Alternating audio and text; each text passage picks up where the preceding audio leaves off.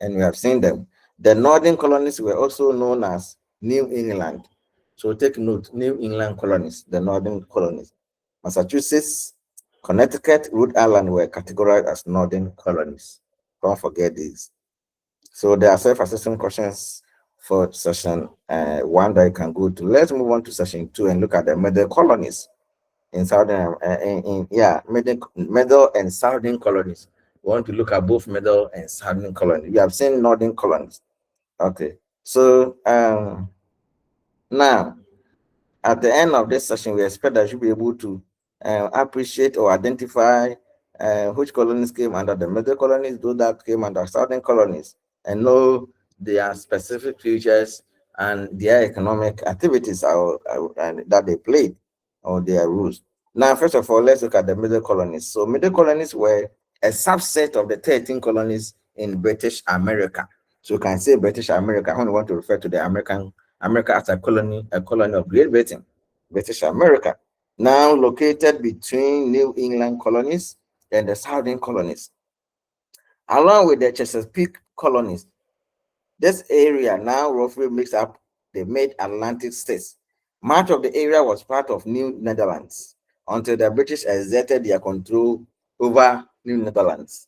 So the British captured much of the area in their war with the Dutch, and that took place in 1664.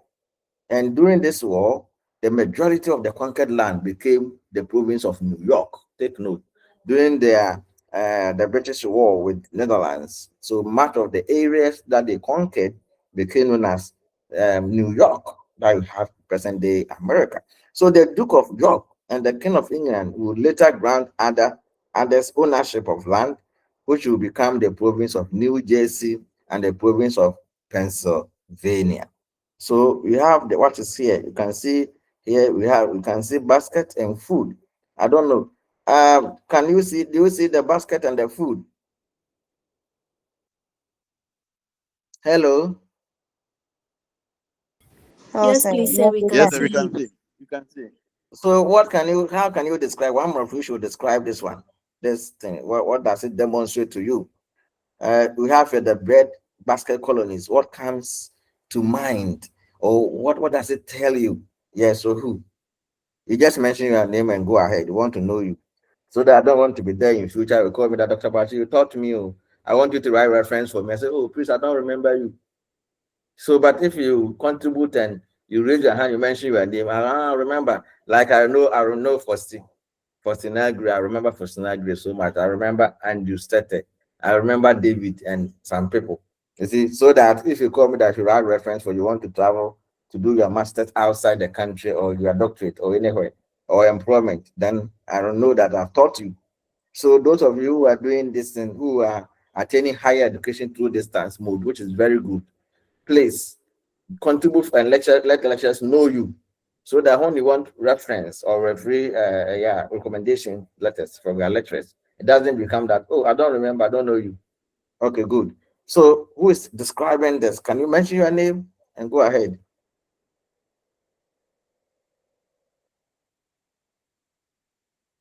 Yes. Okay, sir. Uh-huh. Please, with the middle colonies, they Your had name. fertile. Please, I'm Coleman Ifrie. Every we want you to describe the basket. What is there and what does it say?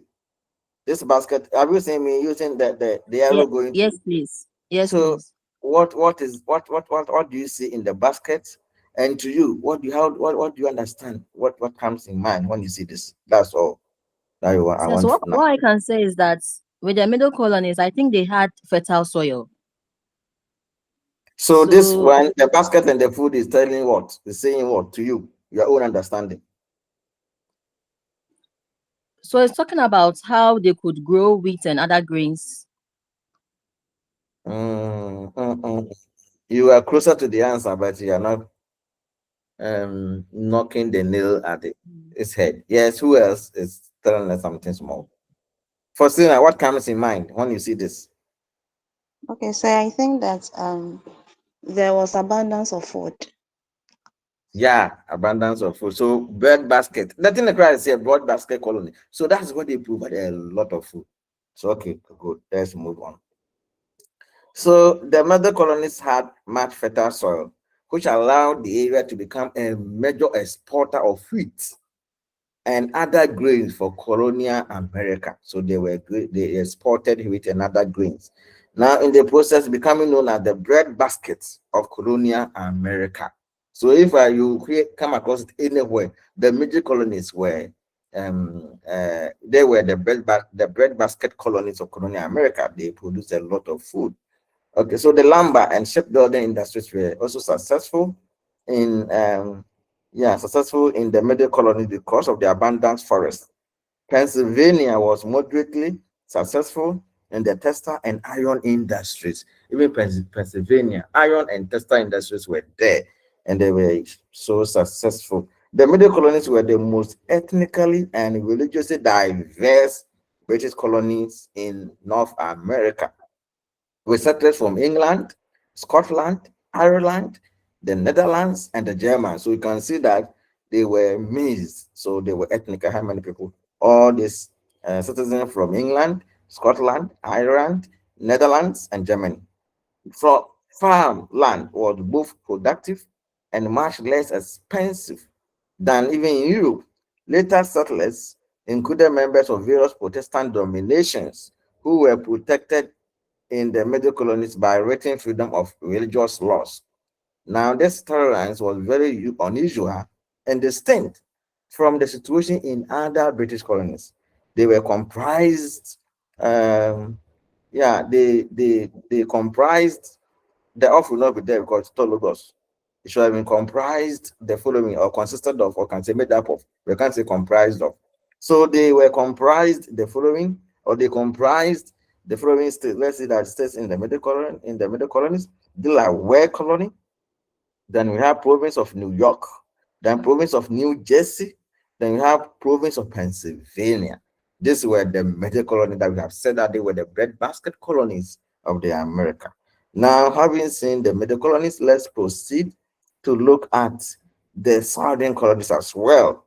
These colonies were the historical core. I'm talking about the southern colony of what would become Southern United States, or DZ.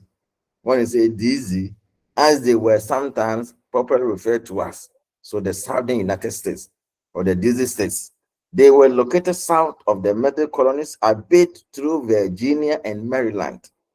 Okay, now the colonies developed prosperous economies. They have very rich economies based on the cultivation of cash crops such as tobacco, indigo, and rice. A cumulative effect of the cultivation of these labor-intensive crops was the presence of slavery in significantly higher proportion than in all the other parts of America. You know, by virtue of the work that they do engage in farming and the rest, so they would need hands, labor. Hence, they were actually interested in slavery because they needed slaves to work in the tobacco farms, indigo, and rice farms.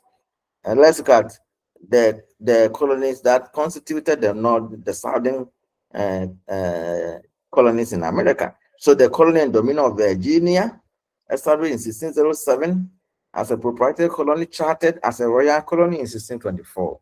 Then province of Maryland, established in 1632 as a proprietary colony. Then you have province, so under that one, so if you want to look at the breakdown before the era, then you can see. Yeah. So then we have the province of North Carolina, previously part of the Carolina province until 1712, chartered as a royal colony in 1729. So then you have the province of South Carolina too, then province of Georgia. Ladies and gentlemen, Georgia was the last of the original 13 founding father colonies of America to be created or to be founded. Georgia. 1752. Okay, so that is that. So in this session, I think we have seen the middle colonies. We saw that they were made up of Delaware, New York, New Jersey, and Pennsylvania, and that the middle colonies were the breadbaskets of colonial America. We have said that. We also said that the southern colonies were known as the DZ, and these colonies had good soil profiles, which led to plantation agriculture. They indulged in indigo, rice, and all that, and so they actively use slaves. The southern colonies thrived on slave labor. I think I've made that point. I've made that point. So we don't have any cause of alarm. That's very important. Okay, so now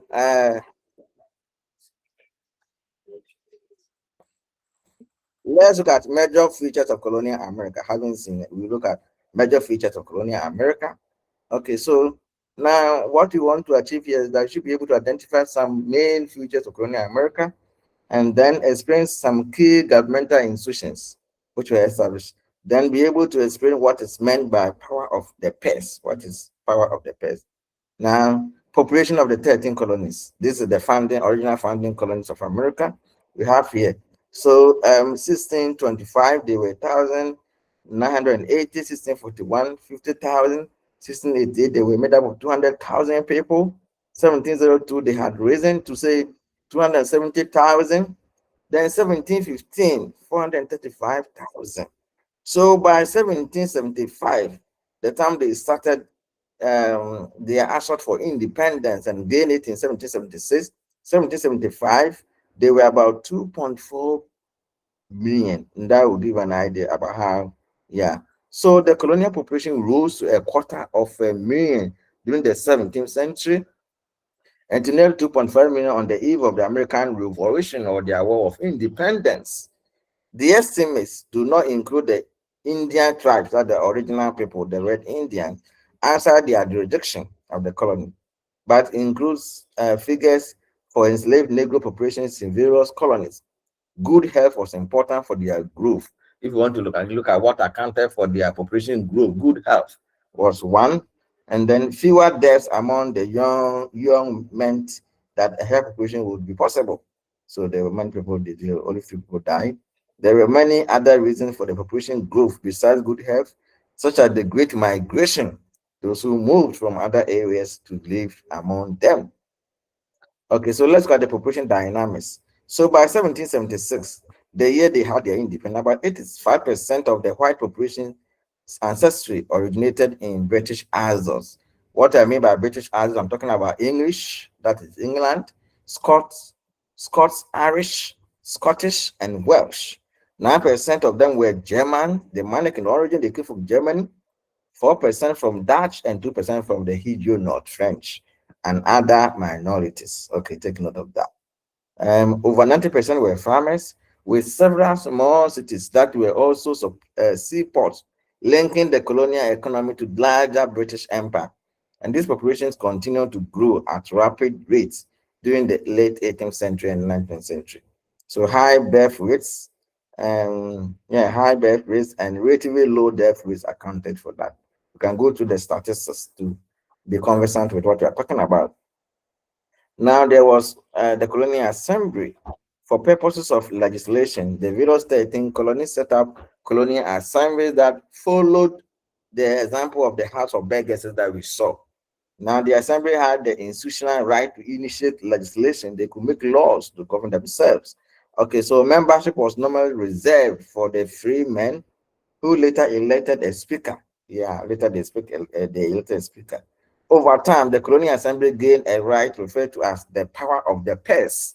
Take note of this, the power of the purse. And this was the power to approve all financial estimates before implementation, the power of the purse. Without its endorsement, the governor, by extension, the entire government machinery will not work properly. So that government, the three forms of colonial government in 1776 were provincial, royal, proprietary, and charter joint stock. I think we have already done this one. And that is just to remind you that that was what were in place. By 1776, the year America had its independence from Great Britain. These governments were all subordinate to the British monarch with no representation in Parliament of Great Britain. Yeah, they did not have representation. Beginning from the late 17th century, the administration of all British colonies was overseen by the Board of Trade in London. So the provincial or royal colonies were governed by commissioners created at the pressure of the king. I think I've said all these things in our previous lecture, so you can just go through that. Then the proprietary colonies were also governed much as colonial colonies, except that Lord proprietors, as we have already pointed out in our previous session, Lord proprietors appointed the governor rather than the king. Take note of the distinction. They were set up after English restoration of 1660 and typically enjoyed greater civil and religious liberty or freedom. So Pennsylvania, which included Delaware, New Jersey, and Maryland, were proprietary colonies. Then charter colonies were political corporations or corporations created by letters of patent, giving the grantees control of the land and the power of legislative government. The charters provided functions which those powers being vested in officials. So Massachusetts, Providence, Plantation, Rhode Island, Warwick, and Connecticut were charter colonies. Okay, so the Massachusetts Charter was revoked in 1684 and was replaced by Provincial Charter that was issued in 1691.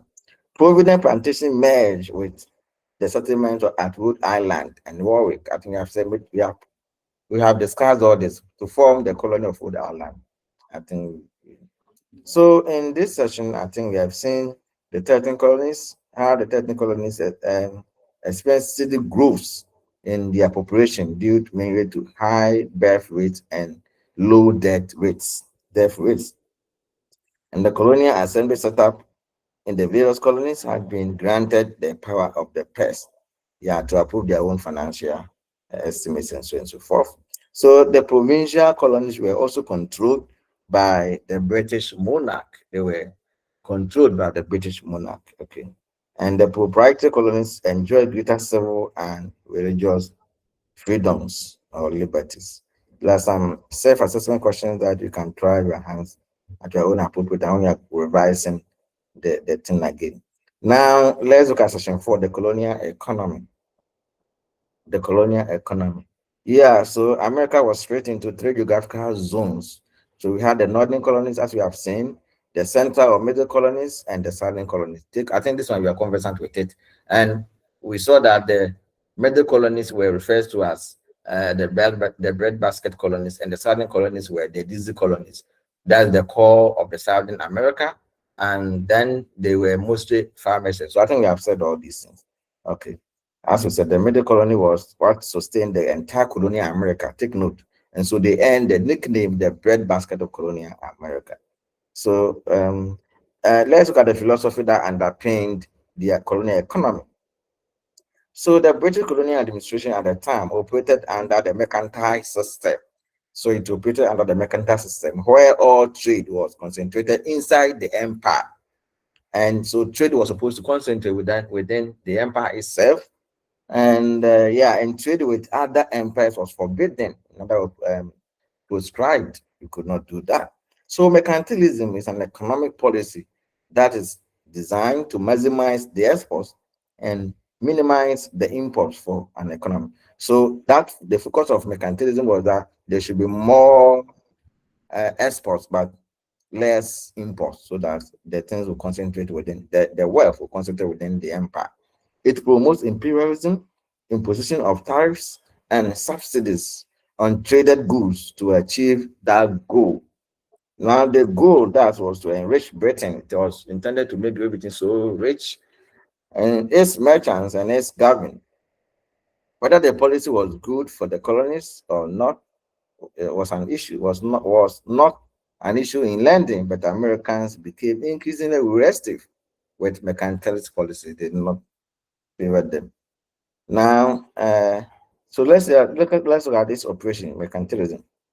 It meant that the government and the merchants became partners with the goal of increasing political power and private wealth, so that each of them would individuals become so wealthy or rich to the exclusion of other empires. So the government protected its merchants and kept others out by trade barriers, the trade barriers such as high tariffs and the rest of regulations and subsidies to domestic industries in order to maximize exports from and to minimize imports to the realm.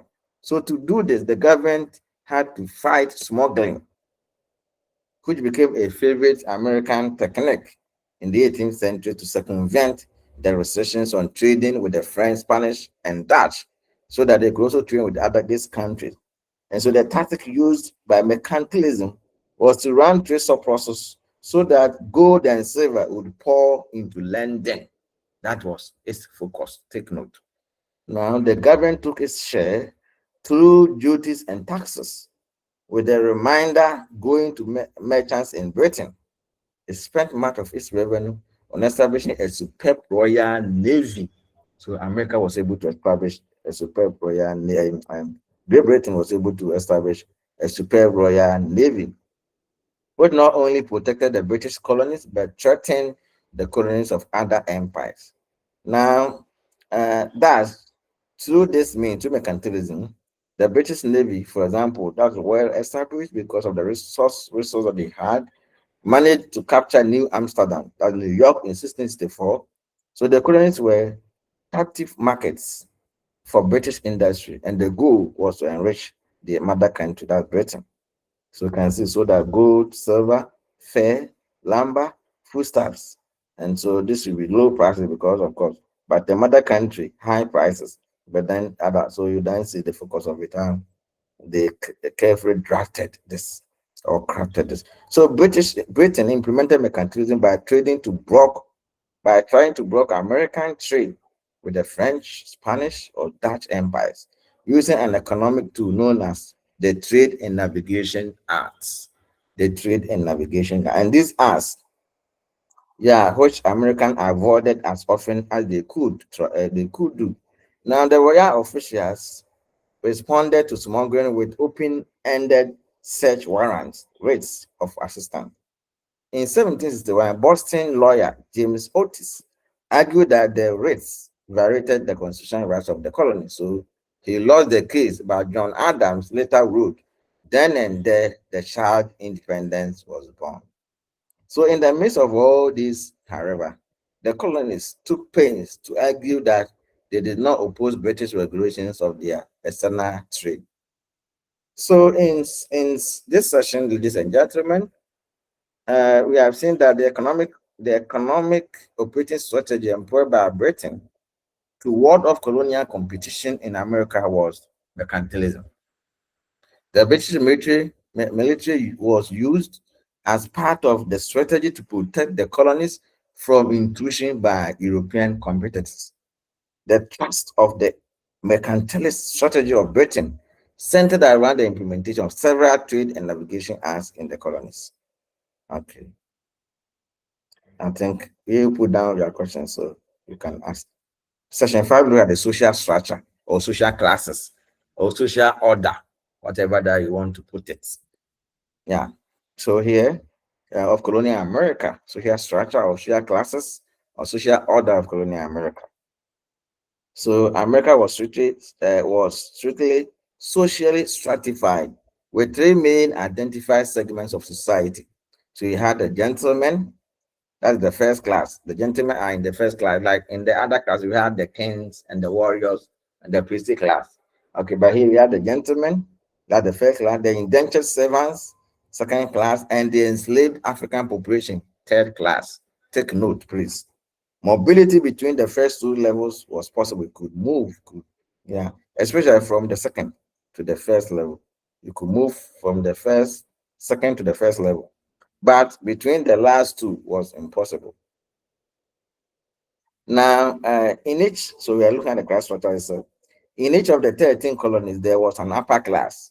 In New England, for example, merchants, ship owners, and even the clergy. You see, in New England, for example, that's in the northern territories, merchants, ship owners, and even the clergy compose this class. In the south and along the Hudson River in New York, great landowners formed the upper class. The social stratification was so well adhered to the extent that, for example, early colonial law permitted only upper class men to wear silver patterns. So if you were not even in the upper class, you could not even wear silver patterns.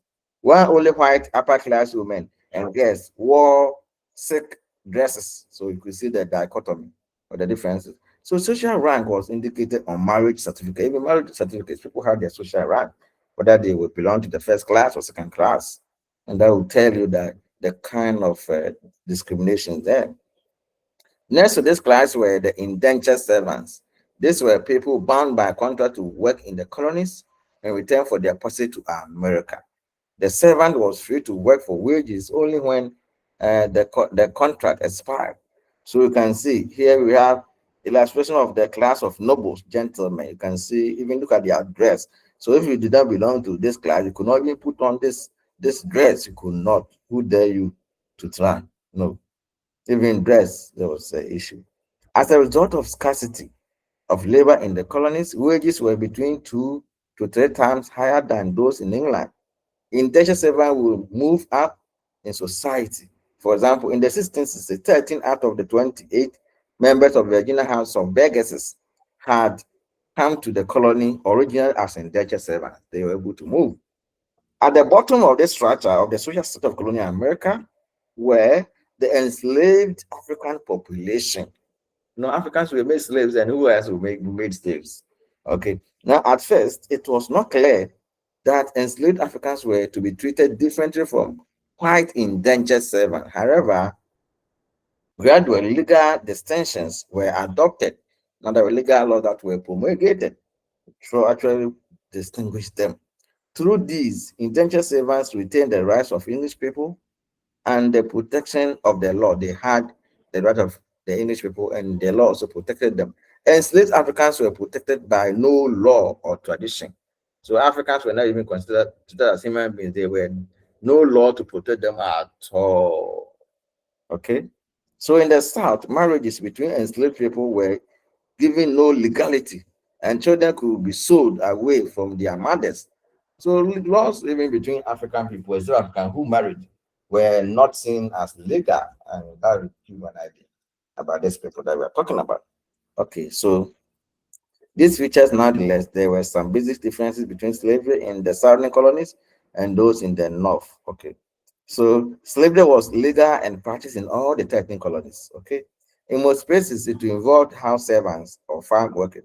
It was of economic importance in the export-oriented tobacco plantations of Virginia and Maryland, and on the rice and indigo plantation of South Carolina.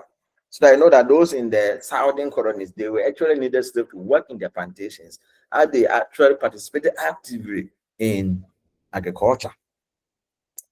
Though there are contestations in figures, consecutive estimates suggest about 287,000 slaves were imported into the 13 colonies over a period of 160 years, or 2% of the estimated 12 million taken from Africa to the Americas via the Atlantic slave trade. The greater majority went to the sugar colonies in the Caribbean and to Brazil. As previously suggested, by the mid-18th century, life expectancy was much higher in the American colonies. The number grew rapidly through a very high birth rate and low mortality. I think I've said all this. Reaching nearly 4 million by 1860 census. So from 1770 and until 1860, the rate of natural growth of American slaves was much greater than even for the population of any nation in Europe, and was nearly twice as rapid as that in England. Okay, so you can see a slave family. And hello, ladies and gentlemen, let us look at what we see. What can you say about these enslaved Africans? Let's look at them, look at their faces, and then let us first of all identify the people here. Yes, you mention your name and you talk. I don't want to call names. Who is starting? Hello, sir. Hello. Mention your name and go ahead. I say my name is Philip, but the one on this is Nana Katia. Nana yo. Okay, Nanankate, can we go on? Okay, sir. You're talking about like what you can see. In Yeah, the picture, picture. right? What can see? You can describe whether we have males, females, and all that you can see. Tell us what you see. Okay. According to the slave family, I can see combination of children, old age, and the middle age, like both female and male. And so Mhm. I have a question Okay. concerning the third class, which is the common class, the blacks. So those who I didn't were, say common class, so I said enslaved Africans, please. yes sir, yes sir, the enslaved Africans. Mhm. So those who were, I think there will be intellectuals among them. So those people, were they I not think being that this time we are talking about education in Africa was not at its height, so that Western education has not, if you look at when education started here, and even when education started here in Africa, many people suffered because the Africans were left behind. Yeah, they were left behind. So, as you have rightly said, many of them were not educated. Go ahead and talk. okay, okay, I understand. So they were not even given chance for them to be educated, the enslaved Africans. Yeah. Okay, okay. So which means they didn't even get a chance to be promoted to the second class. Ah, no, but what do you expect, please? Ah, okay. Hmm? Even marriages among them, yeah, were not recognized. There was no legality, nothing, even no laws to protect them, nothing, compared to their fellow whites Oh, enslaved population. You can very see. sad. I even want to look at their faces. Don't you see something? Yeah, depression. What do you see? Depression. Look at where. Say something. In fact, others, please. You have made your point. Let's hear from others, please. Okay, sir.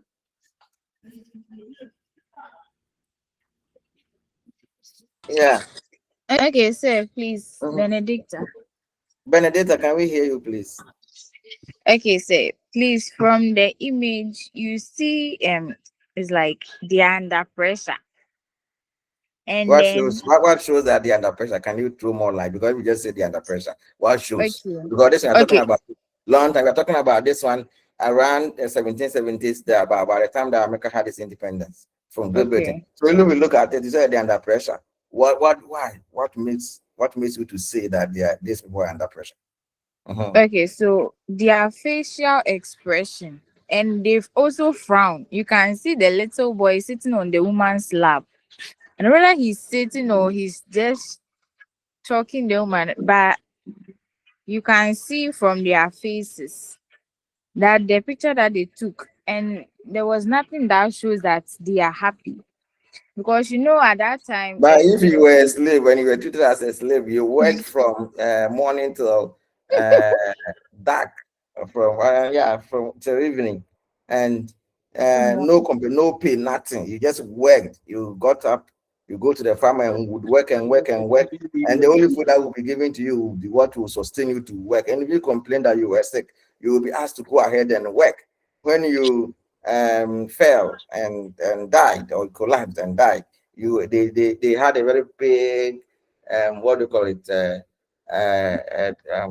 what should I say it, pit that would just dump you there, and that's all. You did not have, yeah, so even your children could be sold, just that's nothing, because they were children of slaves. So if we will not be happy with our face, we will be laughing.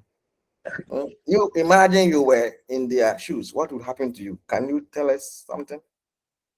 yes, so if you were in their I was in their shoes, yes. So from they didn't give some of the slaves chance. Some of the slaves too got a bit privilege, depending on the masters they were working for. Depending So on the masters that they were working for.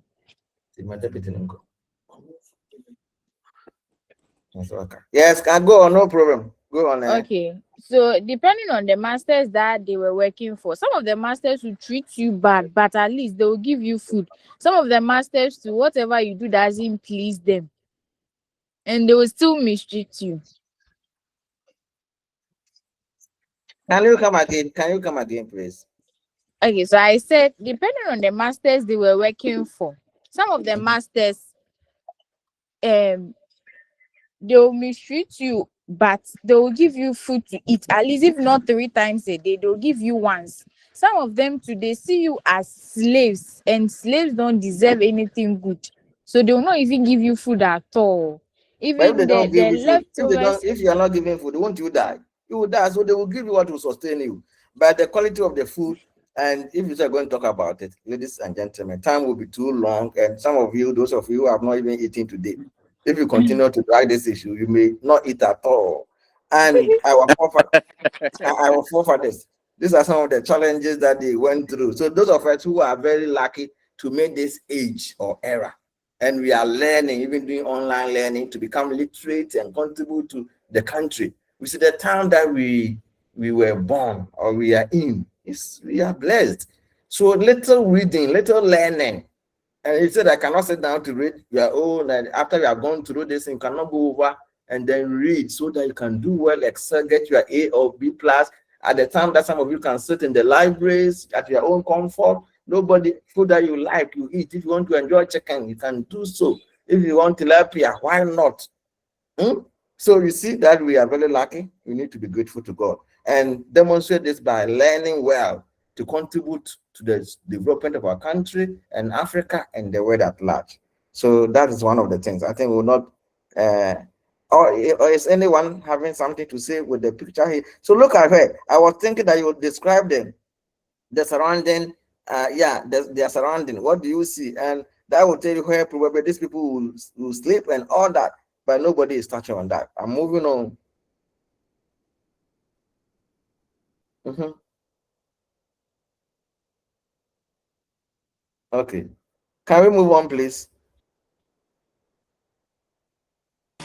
Yes, sir, we can move. Yes, sir. Let's look at another picture. Do you see this one too?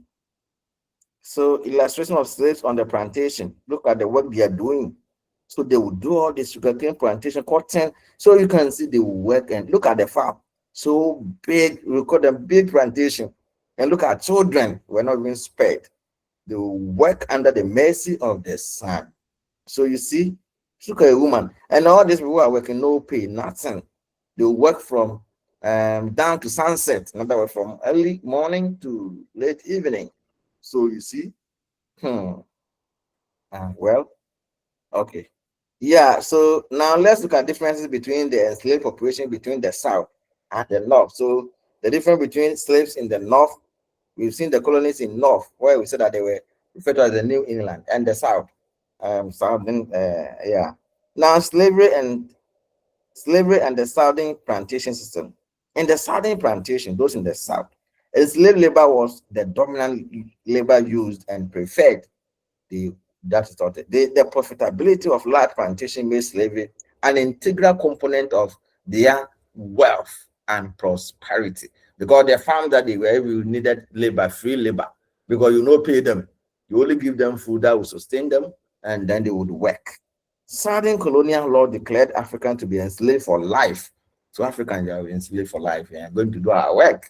So if you look at America and look at this, yeah, their colonies and the rest of America developed, but our people were those behind. Apart from they come exploiting our good and all, these things were our ancestors were those who were responsible for that. It was illegal to teach Africans to read and write. Who was asking the question about education? Somebody was asking a question about that. What about those who were educated? Even because they knew that once they become educated, they will see the heirs who will be educated and be allowed to be used as a slave. Nobody. So it was illegal. There was no even law to teach Africans to read and write for fear that learning would spoil them for physical labor. Then when they become educated, they will not work. Free blacks in the South face serious discrimination since the white population feared them to be possible leaders of slave insurrections. They knew that they could cause revolts and so on. So accordingly, Southern colonies passed laws that made it difficult to give enslaved preparation their freedom. Now, slavery in the North. Slavery in the North was less profitable because, of course, they were not actively engaged in farming, as I've already said. In places such as New England, enslaved people were not only allowed, but required to marry. That way they were allowed to marry because they did not need them to engage so much in agriculture. They could acquire property and testify in court. An owner was permitted to punish a slave but could be charged with murder if he killed him. In the North, there were a lot of arguments that slavery was a moral wrong and that it should be abhor it, but the South would not. In Pennsylvania, a religious sect denounced slavery. They even said no, slavery was against God. Oh, yeah. Despite this, the northern colonies did not allow for ample social mobility of the free Africans. They didn't allow them to move from their slavery status to say the other classes. By tradition, such free elements were kept in many positions, and the laws denying them the right to vote. So that will give an idea. Both enslaved and free accounted for 20% of the populations of the colonies in the North. And then the Native Americans, in terms of social structure, were considered to be closer to the indentured servants. You see, the Red Indians. In other words, they were neither higher than the upper class or the indentured servants. Nonetheless, they were considered as higher in rank than the enslaved African populations. Contact with the English colonists brought the eventual destruction of the Native Americans' ways of life. Due to superior weaponry and devastating effects of infectious infections, they had no previous immunities. Okay, so to the Indian population, the Indian population, as I said, declined because of disease. European disease sometimes wiped out whole Native American population. Of the 120,000 Indians who had lived in the area occupied by the 13 colonies, perhaps only 20,000 survived the European contact. Most native nations, too small, resisted anyway. And many of them died from the diseases. So in this session, we've noted that the American colonial society had a class structure made up of three main social sections. We have seen that one. The gentlemen, and I have to say the enslaved African. The lowest ranked social class were the enslaved African population. And then the Native American population was regarded as the higher in rank than even the Africans. Okay, so we look at section 6, which is varied backgrounds of the populations in the colonies. We want to see those who were there. I think we have already mentioned some of these things, that the American population, from about the time of founding of Pennsylvania in 1681, people of different nationalities and religious persuasions came to live among the Americans. They were the Scots, I think I've said all some of these things, Irish Catholics, French Huguenots, Spanish Jews, and German Protestants began arriving in increasing number. Okay, so that is what we are interested. We want to have an idea about this. Together with Dutch in the New York, this varied non-English population of colonies accounted for nearly 1/3 of the total population. So let's look at colonies and the question of religious freedom that arose. Protestantism was the predominant religious affiliation in the 13 colonies. Take note, Protestantism, the section of the those who broke away from the Catholic Church, and we have heard Martin Luther and the Reformation. So yeah, and the Reformation. So that led to Protestantism. The Protestant faith was the predominant religious affiliation in the 13 colonies. Although there were also Catholics, Jews, and deists with an equally large fraction having no religious connection. The Church of England was officially established in most of the South. The Puritan movement became the Congregational Church, and it was the established religious affiliation in Massachusetts and Connecticut into the 18th century. In practice, this meant that tax revenues were allocated to church expenses. The Anglican parishes in the South were under the control of local vestries and performed public functions such as repair of roads and relief of the poor. Now, the colonies were religious diverse, so I've already started on them. So you have French Huguenots and all that, Presbyterians, Congregationalists, and Continental Reformed dominations or denominations. French Huguenots set up their own Reformed congregation. And the Dutch also Reformed Church was so strong among the Dutch in New York and New Jersey, while Lutherans or Lutheranism was prevalent among the German immigrants. And these were there. Can have the statistics say. Germans also brought diverse forms of Anabaptism, especially the Mennonites variety. Reformed Baptist preacher Roger Williams founded Providence plantations, which became the colony of Rhode Island.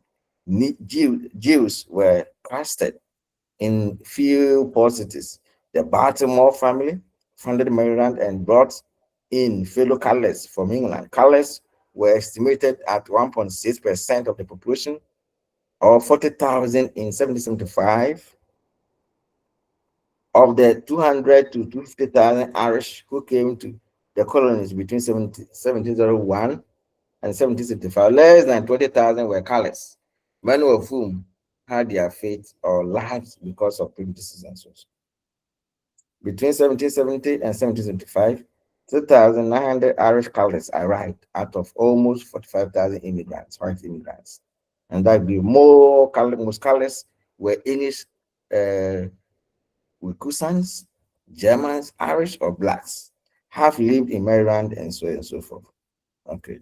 So Quakers were well established in Pennsylvania, where they controlled the governorship and legislature for many years.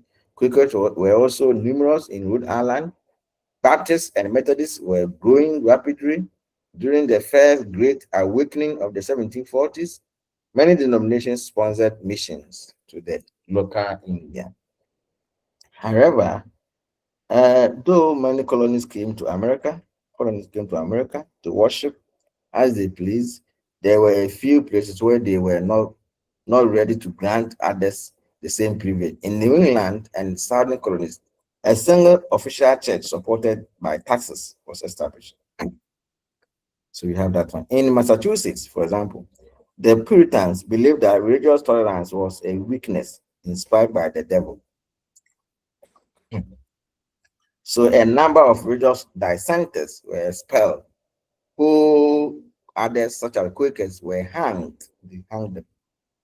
Now, the degree of British control over the colonies.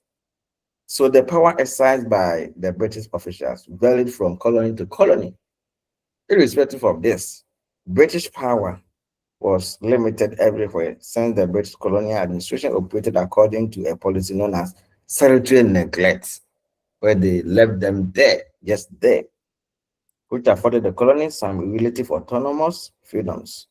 In all colonies, the colonies elected their own legislatures. In the joint stock colonies, they elected their governor as well. In property colonies, the governor was appointed by him or her, or the monarch. The governor or the proprietor or crown colony had wide powers, such as veto power, veto over the legislature, and control over land grants. So, in summary of session 6, we have learned that though religious persecutions was one of the factors that led to the setting up of colonies in New York, in the New World, or in America, the colonies still battled the question of religious freedoms. There were several colonies with different religious persuasions, as we have been seeing. The British government before the 1760s maintained minimal rule in supervision of the colonies. And so that is the end of Unit 2 and sessions 1 to 6. Questions from you. At this juncture, we can ask questions if anyone has a question. Okay. Lizzie, Elizabeth, Pabdi. Yes, Yeah, yes. can we take your question? I think you have not spoken today, have you? Sir, please, I've not spoken today. So we want to hear your voice. Ask your question first. Okay, sir. Sir, please, you were talking about the education aspect. Since the blacks that were slaves were not given the opportunity to educate, how then did it happen that in the later years when we had our freedom, how then were they educated? But it was after the abolition of slavery, that one. Because this time we are talking about there were laws that permit, because the person was supposed to go and work in the plantation, in the farms, in the sugar Yes. plantations, in the cotton. So whole time, do you ask the person to go to classroom to be taught who will work? So there was not even so it was illegal to teach them how to read and write. And the view was that once they become enlightened, so you, Elizi, you see now even the latest education you Yes, have sir. had up to say level 200. You cry if someone says that you are going to Yes. work the whole day for free. Will you do? Hmm? No, sir. If it's not force, that's some people would kidnap you and send you to a place that you have no say. And then you have your freedom, you can walk around and run away. Will you work free without pay? You will not do that. And you say that you are going to call you enlightened. Education is a form of enlightenment. So giving education to people who are without education, who are used as slaves, they will become enlightened. They will know that this is even evil. This thing should not be done. And they would all rise against you. And so that's what the education was even made illegal. It was not even legal to teach them how to read and write so that they will become enlightened. Because education is seen as a form of enlightenment, empowerment, and that. That's all of you. You are here. Even today that you're supposed to be at church, you are here. You have said that you even some of you have not eaten, but you are here because education is very important. If you are well educated, it will help you. So you are making a lot of sacrifices. And so the people there, they were slaves. Africans then, don't forget that at the time, Africans were not respected and they were treated as if you were not even human because they saw us to be inferior. You see that the whites, they did not respect Africans. And that was why even Mm. fellow enslaved whites were even, they had certain law that protected them and they could marry, they had legal right, but the enslaved African did not have or did not enjoy any of these.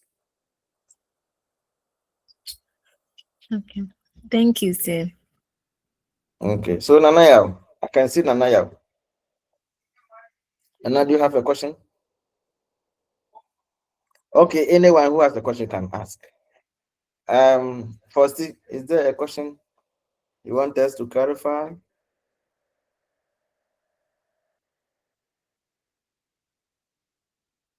Hello, Faustina. Oh, Faustina has run away. No, sir, I'm here. I don't have any question, Okay, please. okay, okay. Any other question?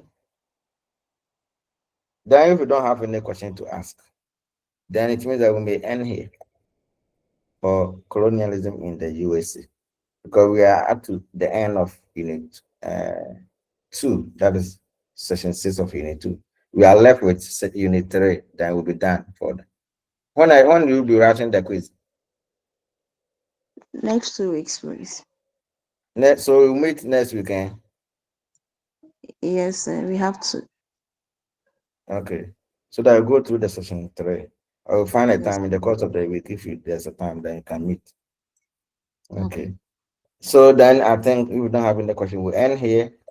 Break for about come back to let's break for about 10 minutes. And May I will be here, so I will not croak. Okay, then I have to use we have to close this one and use the link for early West African politics so that there's some social studies people are saying that they are also doing so that they can also join. So 10 35, then we'll start early West African politics. Okay. So let us break for about 10 minutes. Or how many time do you suggest that we break? How many minutes?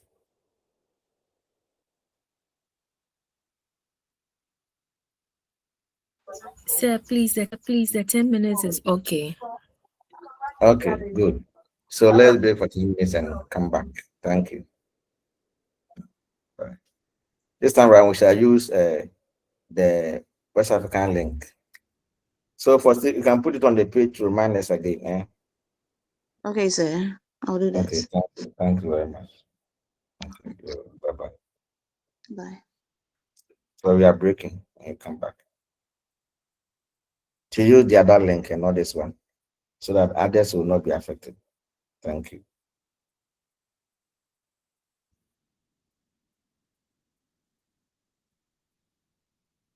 Yeah, so code e-learning. I think we are breaking on.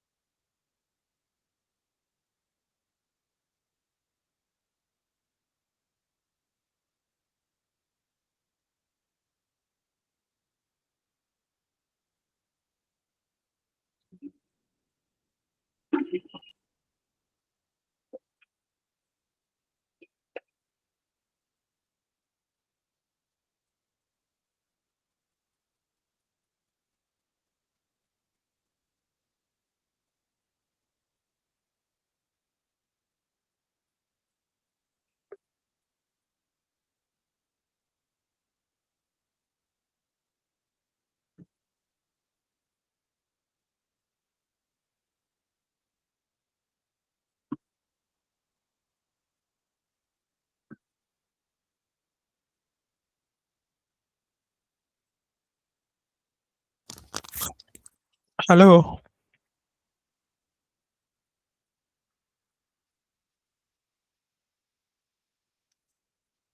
hello,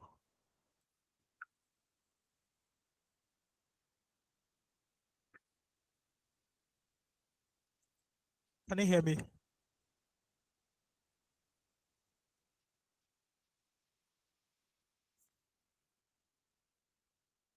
Hello,